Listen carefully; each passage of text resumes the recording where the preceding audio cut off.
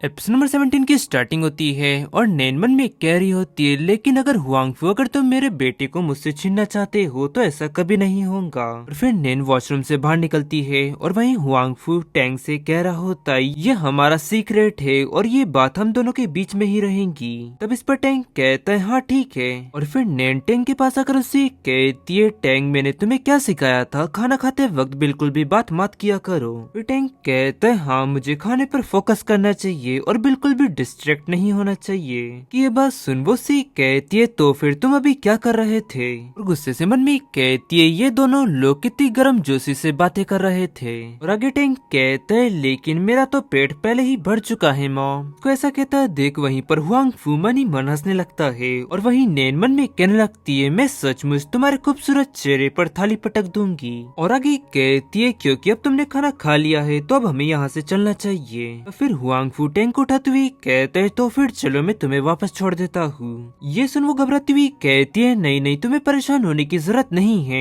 लेकिन तब तक वो दोनों आगे बढ़ चुके होते हैं और हुआंगफू से कहता है चलो टैंक। तब वो कहता है हाँ चलिए। आगे कहता है कल हम एक फ्रेंच रेस्टोरेंट में चलेंगे। और तभी नैन टैंक के शोल्डर पर स्लैप करती हुई कहती है लेकिन टैंक अवेलेबल नहीं है कल। टैंक चलाती हुई कहते है आउच मॉम आप मेरी बाल खींच रही है। तब वो कहती है ओ मुझे माफ करना। और जाओ टैंक जाकर गाड़ी में बैठ जाओ मैं थोड़ी देर में आती हूँ, मुझे अंकल हुआंगफू से कुछ बातें करनी है। और टैंक उनकी तरफ देखता है और ब्लश कर कहता है ठीक है। आगे बढ़ कहता है गुड बाय अंकल। और फिर नैन आगे उससे कहती है ये लो ये रहे बाल और तुम यही तो चाहते हो ना। और जब तक रिजल्ट नहीं आ जाते तो बेहतर यही होगा कि हम लोग एक दूसरे से दूर रहे। और प्लीज तुम टैंक के साथ इतनी अच्छी तरह से बर्ताव करना बंद कर दो। अगर वो तुम्हारा बेटा नहीं है तो इस सब से उस पर बहुत ही बुरा असर पड़ेगा। और मन में कहती है अगर उसे सच्चाई पता है तो वो टैंक से दूर रहेगा। और हुआंगफू की बात सुन उससे कहता है क्या तुम्हें इतना ज्यादा यकीन है कि वो मेरा बेटा नहीं है।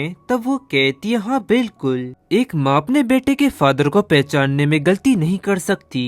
और फिर शिफ्ट तरह में कुछ समय बाद का समय दिखाया जाता है जहाँ पर हुआंगफू अपने असिस्टेंट से कहते हैं रिजल्ट आने में कितना समय लगेगा। तब इस पर वो उससे कहते है आपकी अपॉइंटमेंट कल की है और इस वक्त डॉक्टर और नर्स ऑफ ड्यूटी है। फिर हुआंगफू अपने बाल तोड़कर उसे देती हुई कहते है तुम इस रिपोर्ट को सीक्रेट रखना। असिस्टेंट कहता है यस सर। और फिर हुआंगफू मन में कहने लगता है मेरी आइडेंटिटी अनयूजुअल है, अगर वो सचमुच मेरा बेटा निकला तो हमें जल्द से जल्द उसकी सिक्योरिटी टाइट करनी होगी इससे पहले कि इस बारे में किसी और को पता चले। और फिर शिफ्ट तरह में नेक्स्ट दिखाया जाता है जहाँ पर नैन का फोन रिंग होने लगता है और फिर वो कॉल जाकर उठाती है और कहती है हेलो। और गाइस इसी के साथ ये एपिसोड यहाँ एंड होता है। पसंद आया तो लाइक एंड सब्सक्राइब जरूर करें। मिलते हैं आपको जल्दी नेक्स्ट एपिसोड में।